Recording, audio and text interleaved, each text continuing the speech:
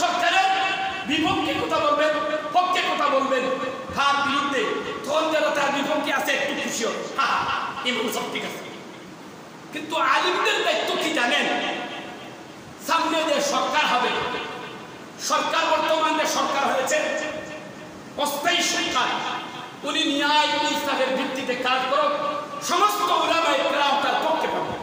কিন্তু যখন এই সরকার ন্যায় ইনসাফ পশ্চিমাদের গোলামি শুরু করবে, তখন আলিমরা এই মিম্বর থেকে নিয়ে রাজপথ পর্যন্ত প্রত্যেক সরকারের বিরোধিতা করা আমাদের ঈমানি কর্তব্য।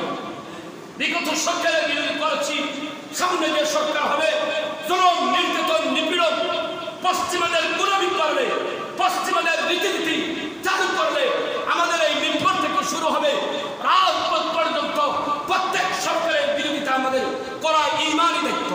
করব কিয়ামত পর্যন্ত আমাদের দায়িত্ব চালিয়ে যাব। যতক্ষণ দুনিয়ার মধ্যে টিকে থাকবো ততক্ষণ পর্যন্ত কোরআন হাদিসের ভিত্তিতে মুসলমানদের ঈমান, তাওহীদ, তামাদ্দুনের কথা আমরা বলে যাব। এই মিম্বরে এই কথা বলা প্রয়োজন। আমি বলি প্রত্যেকটা মিম্বর থেকে এরকম দেশ এবং জাতি কল্যাণের কথা বলা ফরজ, কল্যাণের কথা বলা ফরজ। কেন?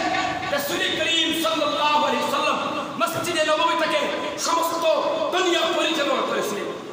ওমর রাদিয়াল্লাহু তাআলা, আবু বকর সিদ্দিক রাদিয়াল্লাহু তাআলা মিম্বর থেকে দেশ পরিচালনা করেছেন। তাহলে মিম্বরের মধ্যে আপনার বিগত জালিম সরকার এই মিম্বরকে, ওয়াজের মাহফিলকে উলামায়ে কেরামের মুখ তালাবদ্ধ করে রেখেছিল। আপনারা যদি সামনে যে সরকার হবেন, উলামায়ে কেরামের মুখ, উলামায়ে কেরামের কথা, সত্য কথা বলা, বাক স্বাধীনতা যদি আপনি বন্ধ করে দেন, আমরা ইনশাআল্লাহ রুখে দাঁড়াবো।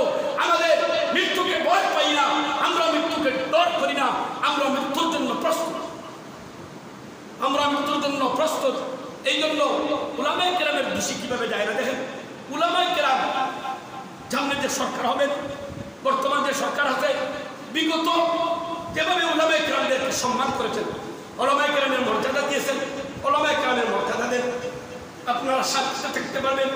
ন্যায় ইনসাফ প্রতিষ্ঠিত করেন, আপনারা শান্তিতে থাকতে পারবেন। আপনার দেশ এবং জাতি, ইসলাম কোন ধর্মের উপর জুলুম করে না। হিন্দু ভাইদেরকে আপনি হিন্দুর মন্দিরদেরকে, গির্জাকে ব্যঙ্গে বলে দিবেন, এটা ইসলাম ধর্মের হয়। জুলুম করা ইসলাম ধর্মের হয়।